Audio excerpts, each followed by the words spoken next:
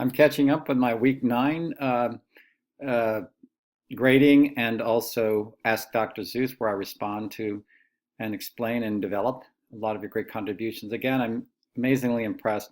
A lot of redemptive stories, a lot of real engagement with emotional, intelligent ways and of engaging conflicts in your lives, challenges in your lives. And they've just been some amazing stories that have come out of this. So I feel compelled to spend some time to share some of these stories because they can be of great benefit to others. And there's a real demonstration of what I would call emotional courage. One of the most difficult things to do in the emotional arena is to exhibit what I call emotional courage. That is simply the ability to pause, to reflect, to be able to admit that you have something to learn, or even that you might be wrong about something, or at least impartial, uh, have some kind of partial understanding of it, not know everything, instead of really trying to be tough and and win, some kind of argument or conflict. And through that kind of quiet and soft confidence and strength, a certain new kind of reality comes out of an interaction with someone. When you have a generosity of heart, when you admit that you have a lot to learn, when you really empathize and say to another person, I really want to know where you are coming from. Now in reality, that is a far stronger and more self-confident move, especially emotionally, than saying, I'm right. You need to do this, whatever it happens to be.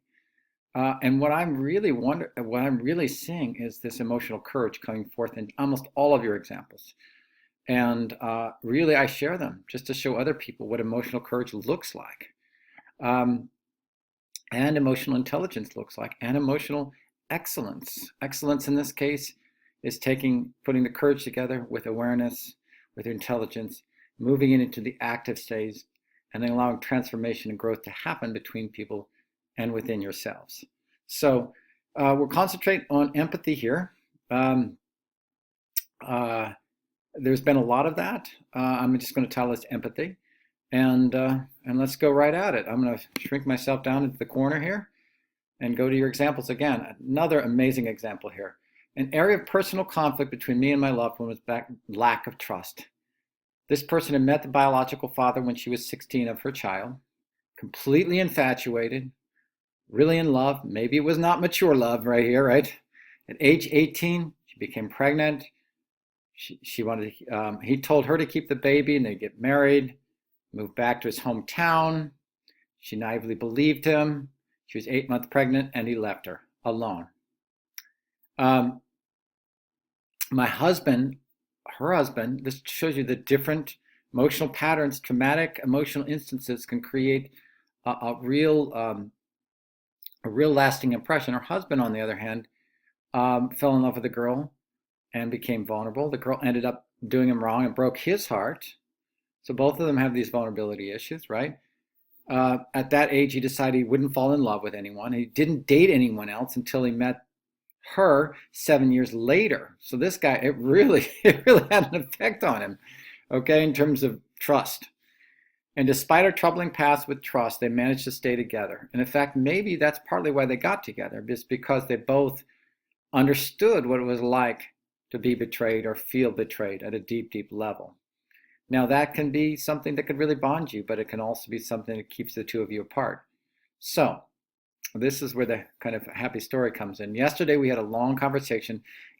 I think it lasted around 4 hours. We talked about everything. I explicitly told him that I was going to listen to him to gain his perspective. He opened up and told me he was becoming frustrated with this lack of trust from my part because he's not given me a reason to feel this way. He told me, in fact, his history would dictate the opposite, that he's trustworthy and he'd be very sensitive to someone not being trusting of him, but it allowed him also to react to her lack of trust for her own reasons. He told me this insecurity and jealousy that I show was all in my head. I caused myself to feel this way. He feels like he has done everything in his power to prove his love for me, and I constantly add obstacles and confrontations in our marriage. Again, those confrontations and obstacles are there to manage and keep at bay the possibility that one becomes open and vulnerable and has that horrible thing happen again. even when there's no evidence there, and even when there's a long established history of that person respecting you, until that emotion is taken on and the root of that emotion is taken on, it can end up in these kinds of behaviors.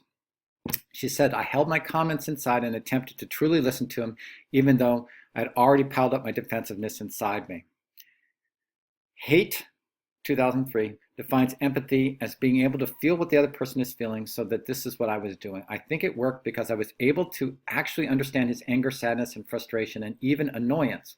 When he was done talking, I told him that I appreciated him for being open to me. Again, very important to reaffirm and support someone for being open, especially when you ask them to. I was not aware of the many things he had said, and I found some truth to them. Again, acknowledgement of finding truth in them. He says that I have continuously been expecting the worst to happen because our marriage is perhaps too good to be true. Obviously not perfect, but the fact that I have someone genuinely love me is something that I have trouble accepting. Again, very, very emotionally intelligent and courageous remark there. It is like I'm just waiting for him to cheat on me or do something stupid, unmanly, like something my daughter's biological father did. Why can't I just accept the fact that I have someone good? Why is it so hard for me to trust? Again, it's when you have deep emotional experiences at very tender moments in your life, they can leave a lasting impression, but they can be healed. I think that's what this is showing. I confided in him that feeling vulnerable in love makes me feel weak because that is what caused me so much pain in my last relationship. I'm afraid of getting hurt again. In the end, we both empathized with one another. We were able to get a sense of how the person is feeling, the other person is feeling, just by looking at one another. My facial expressions and his tone of voice signaled that we were finally on the same page. Again, when we don't talk about these things and demonstrate emotional courage to be open, and the emotional presence of mind, especially with someone we love, to appreciate them, express gratitude for them sharing, and when something's difficult, even when we feel defensive, even when we feel they're not necessarily right, only then can we really bring forward a relationship in a healthy way. And, if people wait around waiting for someone else to do it, it could last forever before it actually happens. We have to make the conscious decision to take that first step, to create that empathetic space where people can just simply express themselves and be heard. And then you can talk about ways to relate, and you can talk about ways to repattern or develop emotional patterns so that you can not only involve trust, but intimacy. And then over time, this tends to strengthen a relationship. Instead of thinking the worst about yourself or someone else, you're thinking the best, and you are acting toward the best in your emotional development. This one again, we must work as a team and look out for each other's interests. Overall, practicing more of the pro-social emotions will allow my relationship to be stronger and healthier, right? These are important things. Okay, what is it about empathy? Okay, this is my comment here. Empathy, what is caring when one is sexually assaulted by a family member? Okay, there wasn't one where a person was silent for a long time. The girl believed it was her fault. She didn't want to break up the family because it was a family member who did the assault. Father's with angst and not being able to protect his daughter when she finally talked about it. Mother's angst at empathizing with her daughter's trauma. So these are not always straightforward. Empathy. Empathy in this case is complicated because you might empathize with a parent who has a relative that they want to have a relationship with that did create a sexual assault. And then, so what I wanted to say here is it's more complex and not as straightforward.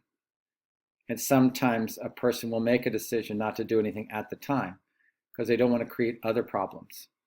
It's not just good and bad people. It's not just people who are weak or strong. Some emotional situations can be quite complex. What else do we have here?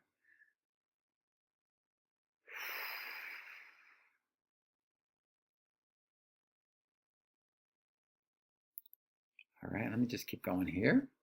I wanted just to say, in a lot of these examples, we started with an external to external orientation. We're right up here at top. Yelling or judging. To an internal to internal relationship in which there's listening, empathizing, and calmly communicating. And that's what creates the breakthrough.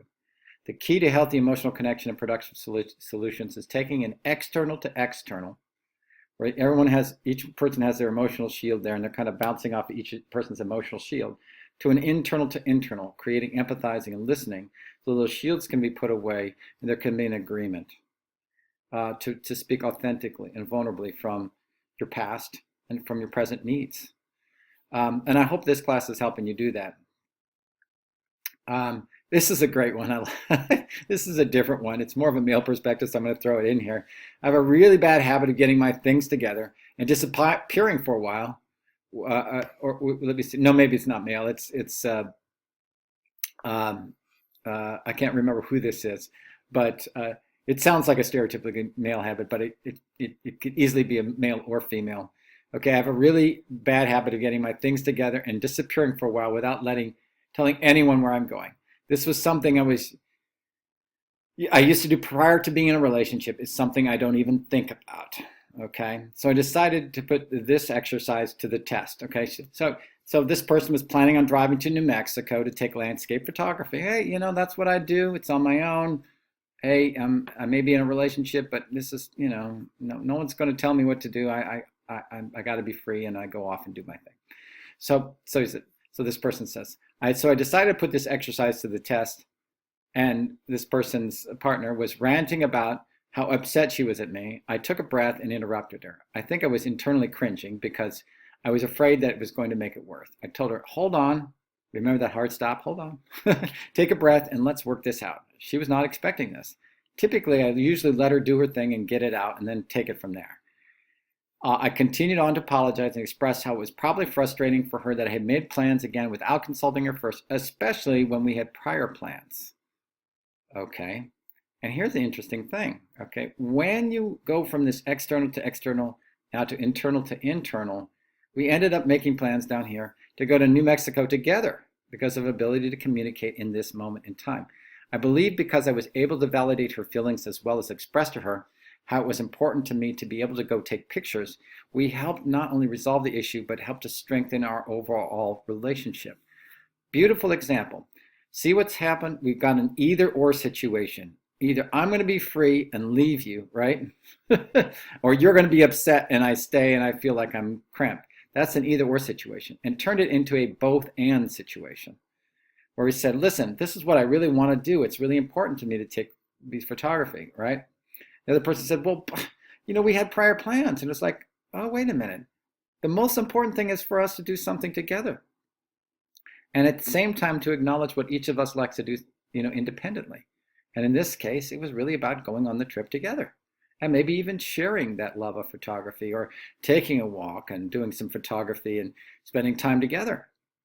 See, so many of the ways in which we react to feelings because we're so used to suppressing them or avoiding them or stepping back from them obscures the opportunity for even different or conflicting feelings to provide a bridge and growth for two people and to have their needs met once those needs are understood in an empathetic way.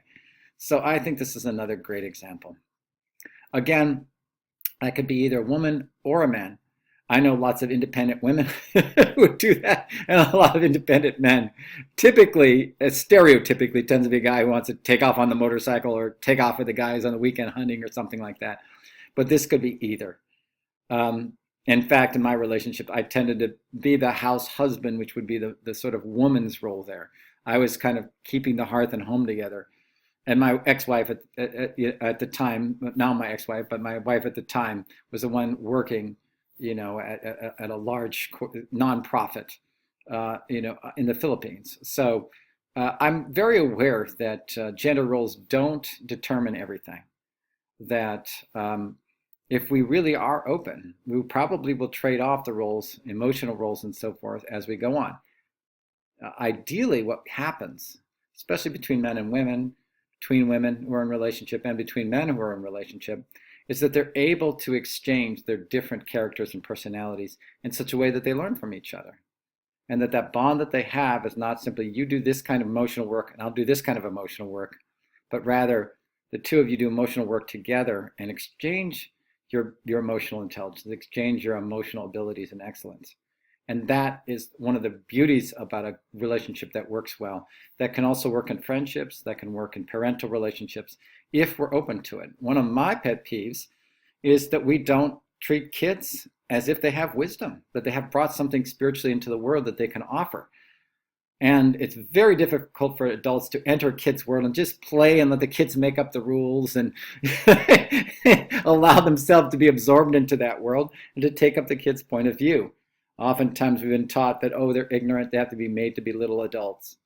No, it can be both ways. Yes, there's some things we need to teach them about the world, obviously. That's mainly what adults think they have to do with kids, but it goes the other way too. It's important for that child to have empowerment, to share what they know, and to have you enter their world. And that's the real sign of a courageous, emotionally courageous parent. So what I love about these examples is people are taking the time and making the decision to enter each other's emotional world. And I think that's beautiful. There may be nothing more beautiful. Okay, here's this, my dad. Oh, this was a relationship with her dad, and he was worried about when she goes out on her own. Basically, it had to do with, let me see here.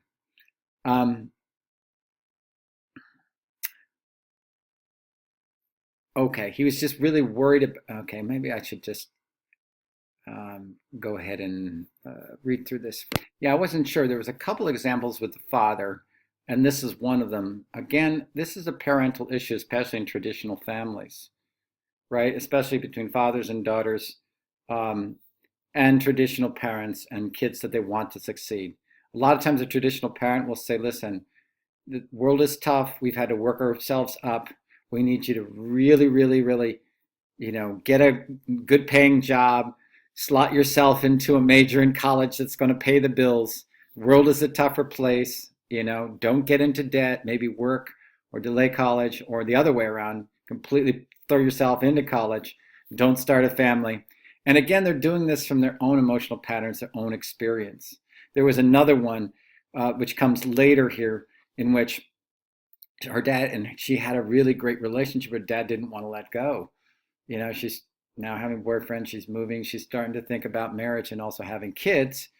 And the dad is like, wait, again, feeling as if the intimacy in that relationship is being disrupted, but the person is simply just getting on with their lives.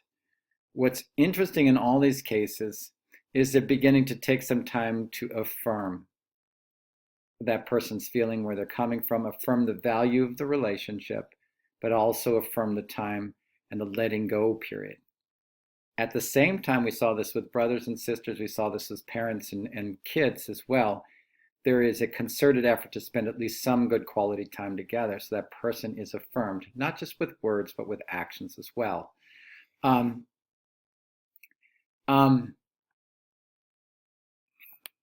Now here's an example that concentrates on actions and not just words. Okay, so this has to do, often there are times when I would say to myself, geez, I wish there was a way we could both find a common ground toward this issue.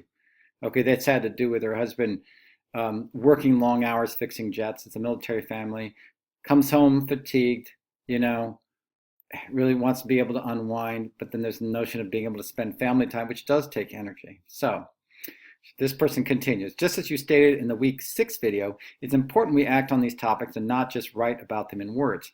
It's essential that we become creative with coming up with solutions to our everyday issues. After reading this week's material, I quickly became very interested in trying the timeout method. I began to think when the perfect time would be to put this idea in practice. So here she is finishing dinner, approaches her husband in a loving manner, asks if he could sit down a little longer. Friday afternoon when we go home from work. I did just that. I brought up the topic with an open mind, allowing for both of us to positively speak on our own wants and needs. By approaching someone positively, it encourages individuals to want to build a stronger bond and be open to new ideas. Again, remember, threat shuts down the system. Joy or invitation or generosity opens up the system. So this is critical. My husband began to explain to me how work was very stressful. It doesn't help that he's out in the heat all day fixing jets.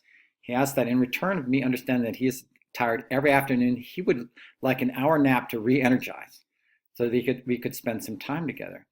Brilliant solution, right? If you keep going at each other and you're only half attention, rather than finding a way to delineate what's going on, allow the person's needs to be met with a nap, and now that person's up and energized and able to spend quality time with the family versus mediocre time without getting that. Usually when he would open up to me about how tired he was from work, I would automatically fight back with saying he was just making excuses. See? That attack experiences a sense of threat, shuts down the person's emotional system, and no real emotional progress can be made. But this time I was conscious about my reaction, this person says, and agreed that our relationship is a give and take, that I'm willing to give him that. In agreement of allowing him to take a nap, he will in exchange do all the simple things with me. Right after this talk, I noticed a calmer and happier side to my husband. Why? His needs were being understood. They weren't unreasonable, right? His perspective was actually being fielded. And there was this give and take in which resulted in both people's needs being met. After a long day's work, he wasn't expecting to come home to a nagging wife anymore, but instead looked forward to being approached with patience. Seeing how successful being patient was made me feel good about myself and my relationship. Imagining myself in another's place, in this case my husband's, I was able to create a mental image that evoked the same feeling in myself. I know that if we continue with this open communication and willingness to understand each other, our relationship is destined for greatness. Throughout marriage, each day is going to be a moment of learning something new about your partner, which is what makes a relationship more interesting. I would say the greatest sign of a healthy relationship is mutual growth. If people are both growing and learning from each other, that almost without exception is a happy, healthy relationship. Because what's end up happening is that person is not seen as a threat, nor as someone to use to get your needs met, but rather a generous place where people exchange energy and time to meet each other's needs and have plenty left over if they choose to raise kids for their kids as well. Now, there can be times of stress in that, but if that's established as the baseline, you can always do that hard stop, the timeout, and say, whew, we're way over our head. Let's prioritize, let's eliminate a few things so that we are not crazy in the situation. So again, here's an interesting question that I posed to you, given some of our discussion. What makes an emotion negative versus simply unpleasant? In a word, negative emotion is life-denying versus life-affirming. There's something about truly negative emotions that negate honest engagement, learning, and closeness, etc. Grief and others, even anxiety, can be positive in the sense that they help us, we're up here, affirm life by crying together or working together. Positive emotions do not necessarily have to solve or even resolve something. They can allow you simply to feel yourself or stay present with another person, as with a good cry. Positive emotions don't necessarily always make your life go better or more clearly. Positive emotions can interrupt routines and throw you for a loop. Falling madly in love is a great example. It is not easy to judge an emotion as positive or negative based on exterior attributes. In some sense, I may have confused you by using the term negative or antisocial and positive prosocial, okay? Because those aren't so straightforward. What I'm really referring to when I'm saying that is the initial emotion of anxiety or grief or anger may be negating. In other words, the initial emotion may make you want to go like this. Okay. This can't be happening, or I really don't like that person and what they did, or I'm so ashamed of myself. See, those are all, they tend to be negating emotions. Okay. So the initial response is probably going to be antisocial or negating. But the follow-up can be quite healthy if you use that as a door into engaging the root of that emotion and finding a transformative process to understanding, to relationship, and eventually to transforming this negative emotion into something that can be constructive. Okay, so the follow-up is important. That is what dictates whether an initially negative emotion can in fact be positive. So I hope that's clearing up a little bit. It creates a door to learning, to see and to feel more deeply ourselves and others, leads into an enhancement of our own character. The same is true for so-called positive emotions. The initial emotion positively may be affirming, like glee, okay? But that glee could be glee, this is at the misery of another person. that was created by your own arrogance. This is a German word Schadenfreude, which is like kind of rubbing your hands. Ha ha, that person got what they deserved. So initially it was a positive emotion, glee, but it led to a life-denying or negating circumstance where you're actually putting someone else down. So when I talk about negative and antisocial emotions and positive pro-social emotions, I'm really talking about the initial emotions, okay? What we want to do is retain positive emotions, keep them going, and move a negative emotion into a positive and upward trajectory. We can start with a positive emotion, and we can go the other way, and lead it into a life-denying situation if, for instance, we take joy in another person's suffering, even if we felt like they deserved it. These are not positive or healthy directions. They do not create growth. We should never take glee in another person's suffering, ever. So we have to take the long view on these emotions and see them in their complexity. Not all pleasant initial emotions end up positively, and not all unpleasant initial emotions end up negatively. We work with them to co-create well-being or allow ourselves to be diminished in our well-being.